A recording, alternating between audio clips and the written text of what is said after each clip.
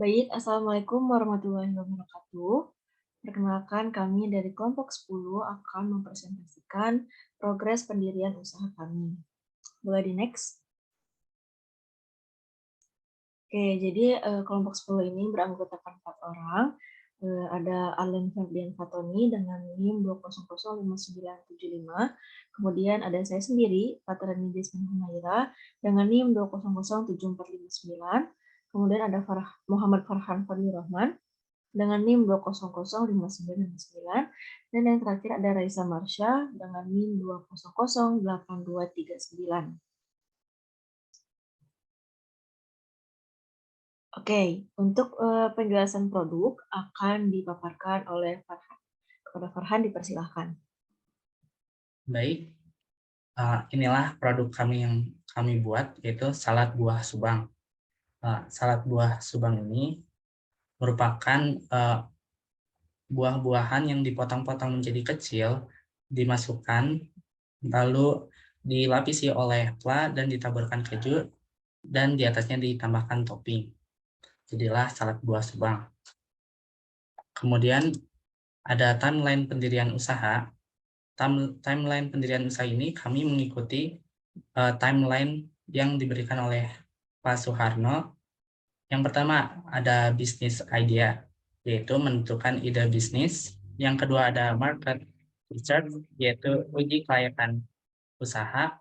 Yang ketiga ada planning, merencanakan dan memulai bisnis. Yang keempat ada production, produksi produk. Lalu ada yang kelima pricing atau menentukan harga. Yang keenam ada marketing. Lalu ada 7 promotion untuk menarik perhatian konsumen. Dan yang kedelapan ada launching. Saya kembalikan ke moderator. Baik, terima kasih Farhan. Kemudian kita akan masuk ke yang pertama, bagian pertama yaitu bisnis idea. Nah, bisnis idea ini akan dipaparkan oleh Arlen. Kepada Arlen dipersilakan. Ya, baik, terima kasih. Nah, jadi gaya hidup masyarakat modern yang serba instan mengakibatkan kurangnya aktivitas fisik dan tidak terjaganya pola asupan makan. Asupan makanan yang tinggi kalori, lemak, natrium, dan gula dapat menjadi faktor resiko munculnya penyakit tidak menular atau PTM, seperti penyakit jantung, gagal ginjal, kanker, dan stroke. Dalam kurun waktu 2 dekade terakhir, PTM menjadi penyebab utama dari beban penyakit.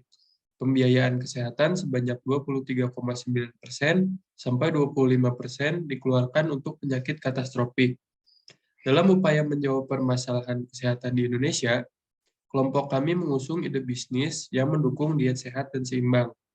Selanjutnya, dalam berbagai penelitian, konsumsi buah dan sayur pada penduduk Indonesia masih rendah.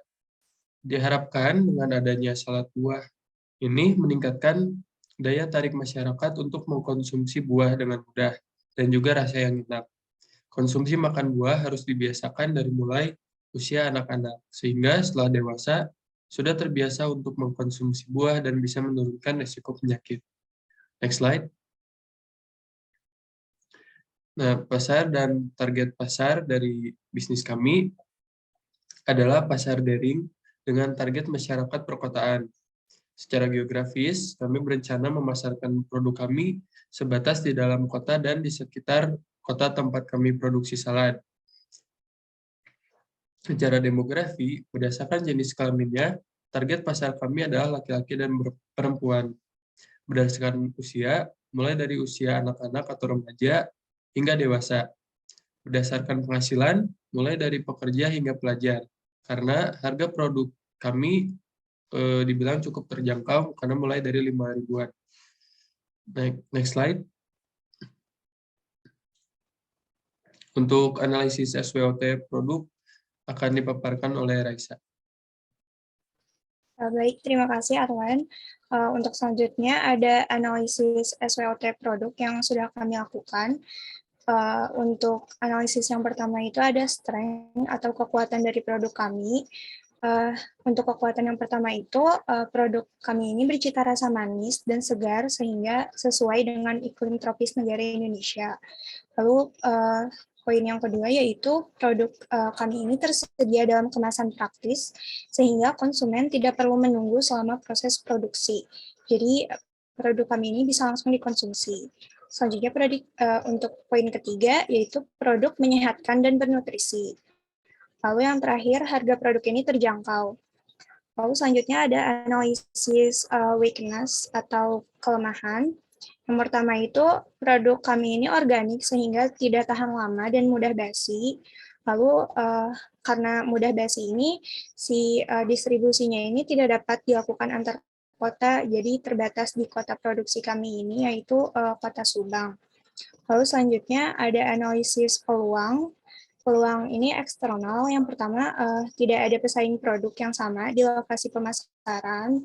Selanjutnya, kesadaran konsumsi buah di Indonesia ini mengalami peningkatan dari tahun 2014 yang awalnya hanya 33,5 gram per hari menjadi 88,56 gram per hari di 2020. Selanjutnya ada ancaman. Yang pertama itu terdapat pesaing produk makanan di lokasi pemasaran dan harga bahan baku yang dinamis juga di pasaran. Lalu ada tren pengurangan penggunaan produk kemasan plastik. Lalu yang terakhir itu kesadaran konsumsi buah yang masih di bawah standar WHO di Indonesia, yaitu standar WHO itu 150 gram per hari. Sementara di Indonesia yang disebutkan tadi masih 88,56 gram per hari. Setelah analisis SWOT ini, kami rasa produk kami layak untuk dibisniskan dengan memanfaatkan strategi kekuatan ancaman. Selanjutnya akan dipaparkan oleh Fatarani. Oke, baik Raisa. Selanjutnya market research. Boleh di next. Nah, berdasarkan dari hasil SWOT dan juga latar belakang produk kami, melihat memang banyak warga negara Indonesia yang kurang dengan mengonsumsi buah-buahan. Lalu kami juga telah menganalisis bahwa statistik tentang makanan siap saji itu cukup tinggi di Indonesia, maka dari itu inilah alasan mengapa kami memilih untuk menjadikan salad buah ini sebagai produk kami, di mana salad buah ini siap saji dan juga ini bisa mendorong orang-orang untuk mengonsumsi buah lebih banyak dari sebelumnya. Boleh di next.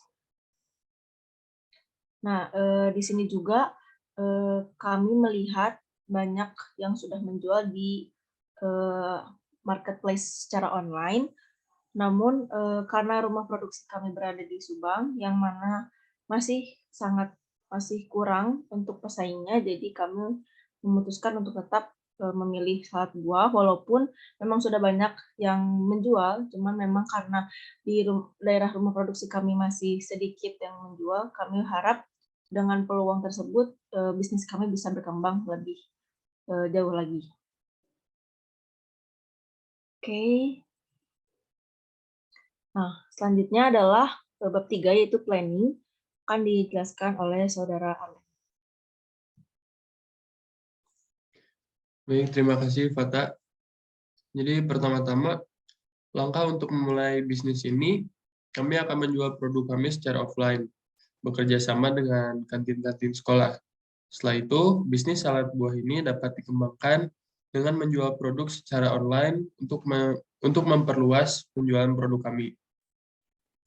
Nah, melihat semakin majunya perkembangan teknologi dan banyaknya konsumen yang lebih menyukai pesan makanan secara online, maka dari itu, dalam memasarkan bisnis, kami akan menggunakan aplikasi online seperti Shopee Food, GrabFood, dan GoFood. Dengan menggunakan aplikasi online tersebut, jangkauan konsumen akan semakin luas dan bisa dari berbagai kalangan. Kemudian setelah 1 tahun kami mengharapkan bahwa bisnis ini bisa berkembang jauh lebih baik dari sebelumnya. Lebih dikenal banyak orang dari berbagai kalangan dan usia, dan juga kami mentargetkan untuk memiliki setidaknya 1 offline store, sehingga bagi warga sekitar yang tidak memiliki aplikasi pemesanan makanan secara online, dapat membeli langsung dengan mengunjungi offline store kami. Terima kasih, saya kembalikan kepada Kata. Oke, terima kasih Arlen. Kemudian adalah production yang akan dijelaskan oleh Farhan. Kepada Farhan, dipersilakan.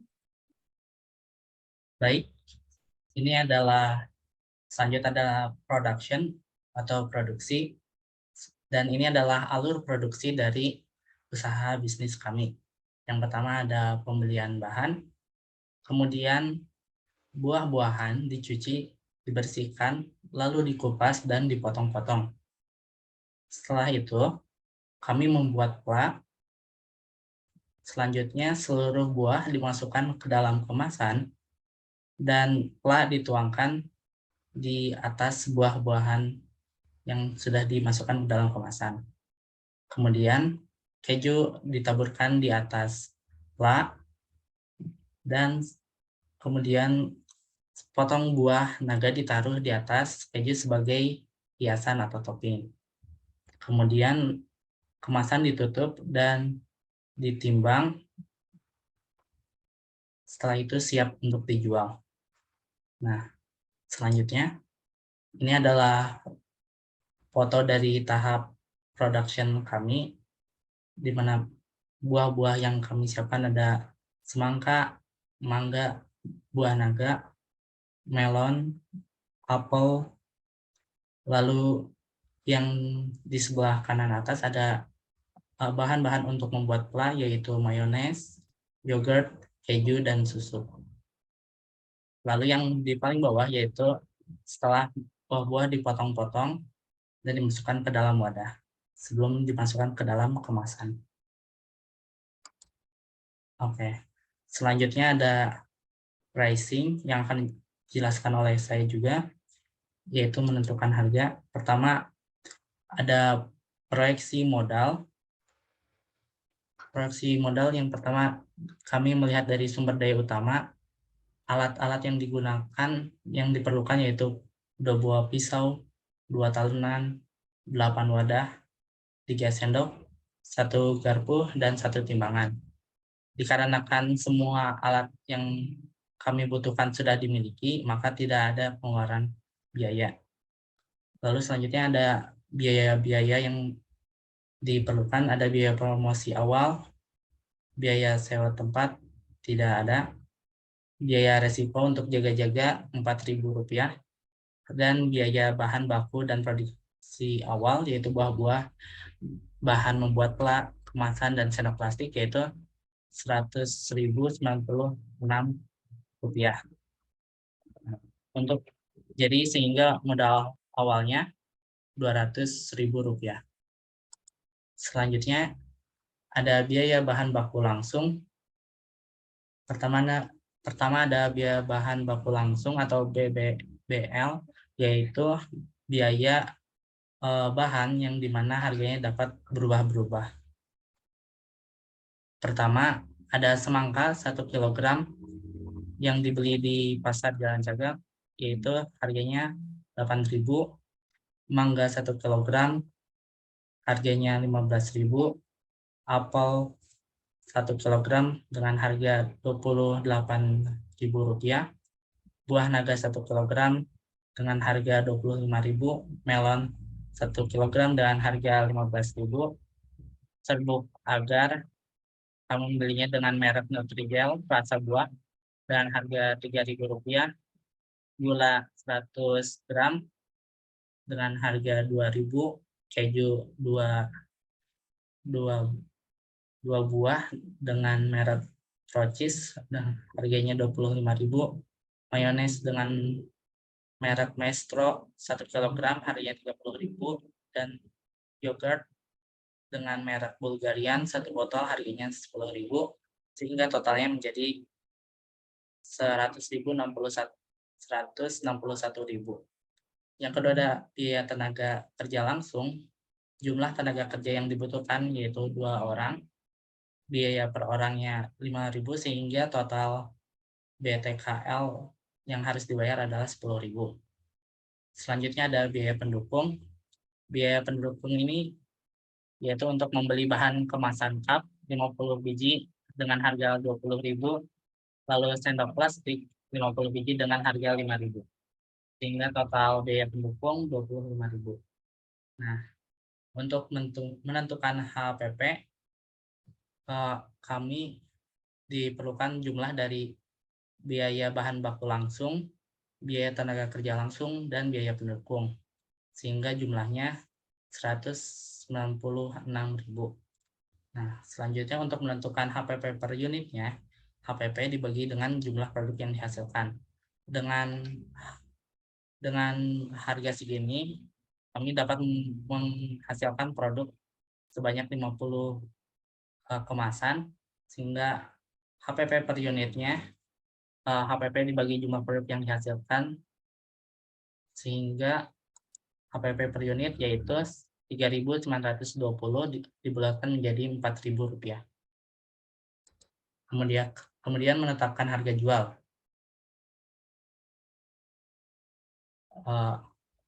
Nah, dibulatkan menjadi Rp3.000 HPP per unit. HPP per unitnya Rp3.000, sehingga kami memperkirakan harga jualnya yaitu Rp5.000 dengan keuntungan kotor per unitnya Rp2.000. Kemudian ada marketing, saya kembalikan ke moderator. Oke, baik. Terima kasih. Untuk bab marketing akan dijelaskan oleh saya sendiri. Jadi, produk kami ini menggunakan strategi marketing, boleh di next dulu, yaitu marketing mix 4P atau teknik marketing bauran. Boleh di next? Nah, yaitu ada product, price, place, and promotion. Nah, untuk yang pertama itu yang produk. Jadi kelompok kami akan menjual salad buah yang kami jaga kesegarannya. Salad buah ini adalah produk yang berisikan buah-buah yang ditambahkan fla di atasnya lalu ditaburkan keju untuk menambah rasa dan diberi topping berupa potongan beberapa buah untuk mempercantik tampilan di mata konsumen. Kemudian yang kedua itu yang price. Jadi untuk harga produk salad buah ini kami akan menjualnya seharga Rp5.000. Harga ini kami tetapkan dengan pertimbangan HPP, biaya pelanggan, dan kisaran uang saku pelajar sebagai target konsumen kami. Selanjutnya untuk place, kami berencana untuk menjual produk kami di kantin-kantin sekolah dan mendistribusikan produk kami dengan cara membawa produk kami menggunakan motor pribadi ke sekolah yang setuju untuk bekerja sama dengan kami. Selain itu, kami juga menggunakan strategi pemasaran produk berupa strategi business to customer B2C. Jadi maksudnya itu penjualan barang akan dijual kepada konsumen perorangan atau grup secara langsung. Dan word of mouth, jadi pemasarannya itu dilakukan secara mulut ke mulut. Maksudnya itu secara omongan dari telinga ke telinga gitu. Sebagai topik pembicaraan untuk menyebarluaskan produk salad buah kami. Kemudian kami juga yang terakhir adalah promotion. Jadi kami akan membuat promosi pada hari kedua, dua hari pertama penjualan. Jadi kalau misalkan ada konsumen yang membeli 2 cup, maka harganya akan menjadi kisaran 9.000 atau 8.000. Jadi ada pemotongan harga seperti itu. Selain itu kami juga akan menempelkan kupon kepada produk. Dan ketika si pelanggan ini atau konsumennya sudah mengumpulkan 10 kupon, maka pelanggan ini bisa mendapatkan 1 cup salad buah secara gratis. Oke. Selanjutnya yang terakhir itu ada promotion, akan dijelaskan oleh Raisa. Baik, terima kasih Fata. Untuk selanjutnya ada strategi promosi yang kami lakukan. Seperti yang sudah disebutkan tadi, yang pertama itu kami memanfaatkan poster. Poster ini kami tempelkan di lokasi strategis seperti mading sekolah dan kantin sebagai sarana publisitas dan sarana komunikasi dalam mempersuasi konsumen. Selanjutnya itu ada kupon. Kupon ini kami manfaatkan untuk mendorong loyalitas pelanggan dan sistemnya itu setelah pelanggan mengumpulkan beberapa kupon sampai mencapai kuantitas tertentu itu bisa ditukar menjadi produk. Selanjutnya ada diskon. Diskon ini kami manfaatkan untuk mendorong pembelian produk, dilakukan selama durasi promosi khusus launching. Selanjutnya,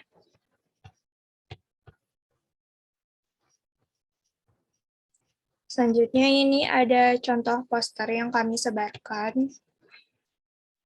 Kami memanfaatkan copywriting di dalam poster ini untuk menarik minat konsumen pembaca poster ini.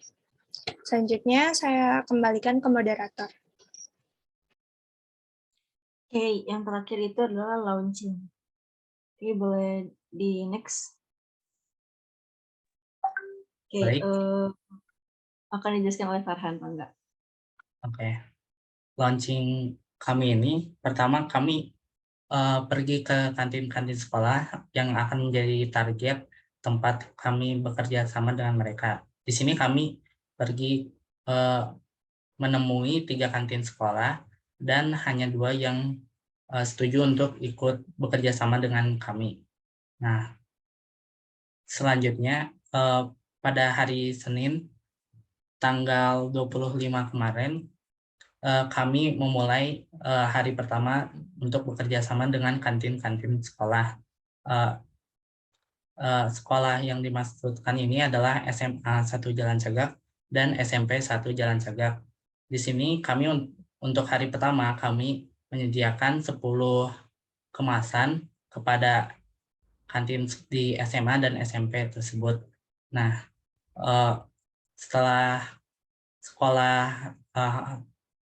setelah kantin hampir mau tutup, kami kembali untuk mengambil dan melihat apakah produk kami terjual. Dan hasil dari hari pertama kami yaitu terjual 19 kemasan, 10 kemasan pada SMA dan 9 kemasan pada kantin di SMP.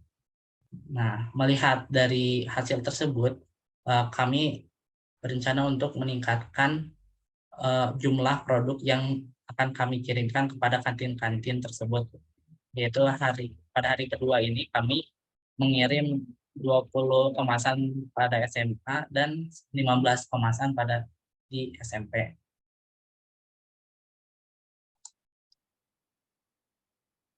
Baik, saya kembalikan pada moderator. Oke, mungkin sekian presentasi tentang penjelasan atau perkembangan bisnis kami.